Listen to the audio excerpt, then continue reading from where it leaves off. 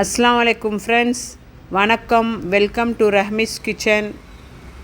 Hi friends, இன்றைக்கி நம்ம chicken kebab பண்ண போகிறோம். அதுக்கு தேவையான மசாலா என்னன்னு சொல்கிறேன். நான் ஒரு 2 kgs ஆஃப் சிக்கன் எடுத்திருக்கிறேன்.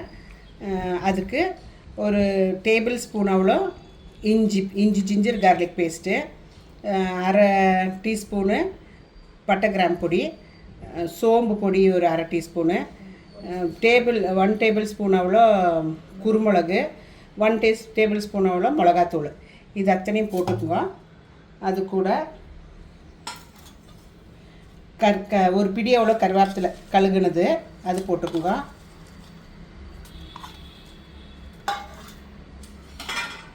ஒரு பிடி அவ்வளோ கொத்தமல்லி தழை அதுவும் கழுகுனது அறுத்தது.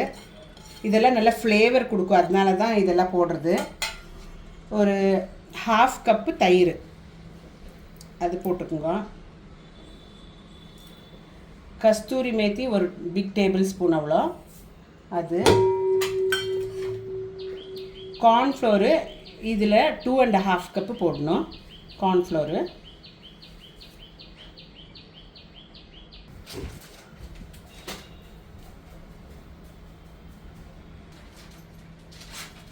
கார்ன்ஃப்ளவர் கொஞ்சம் கூடையாகவே போடணும், அப்போ தான் நல்லா கோட்டிங் ஆகிட்டு நல்லா வரும்.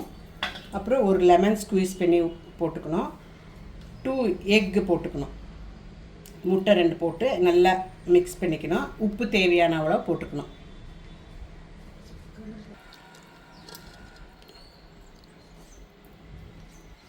இதெல்லாம் நல்லா மிக்ஸ் பண்ணிக்கோங்க. தேவையான உப்பு போட்டுக்கோங்க. அப்புறம் நல்லா மிக்ஸ் பண்ணிக்கலாம். பாருங்கள் ஃப்ரெண்ட்ஸ், எல்லாம் போட்டு நல்லா மிக்ஸ் பண்ணி சிக்கனும் போட்டு நல்லா மிக்ஸ் பண்ணியாச்சு.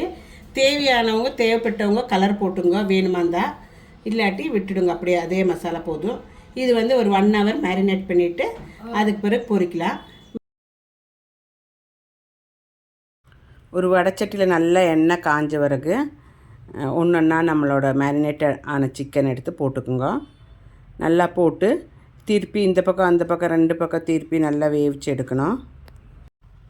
இதில் நம்ம கார்ன்ஃப்ளவர் கொஞ்சம் அதிகமாக போட்டிருக்கறனால ஒன்றுக்கு ஒன்று ஒட்டாமல் நல்லா கிறிஸ்பியாக நல்லா வரும். சூப்பராக இருக்கும், பார்க்குறக்கும் கூட திங்கறக்கும் சூப்பராக இருக்கும். நீங்கள் இது ட்ரை பண்ணுங்கள் ஃப்ரெண்ட்ஸ். ரொம்ப ஃப்ளேவர்ஃபுல்லாகவும் இருக்கும், நிறைய மசாலாங்கள்லாம் போட்டிருக்கறனால. இது பண்ணிவிட்டு நல்லா வடைச்சட்டியில் பிடிக்கிறவளோ சிக்கன் போட்டுட்டு அந்த பக்கம் இந்த பக்கம் திருப்பி போட்டு நல்லா வேவிச்சு எடுங்க.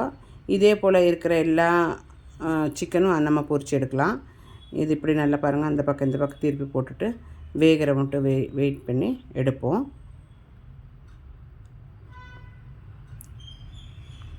பாருங்கள் ஃப்ரெண்ட்ஸ், வெந்துருச்சு, நல்லா வெந்திருக்கு பாருங்க.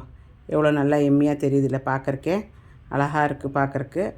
நீங்கள் வீட்டில் கண்டிப்பாக ட்ரை பண்ணணும், மஸ்ட்டு ட்ரை பண்ணணும். பாருங்கள் எப்படி எலும்புலேருந்து விட்டு வர மாதிரி வெந்திருக்குது பார்த்தீங்களா, நல்லா வெந்திருக்கு.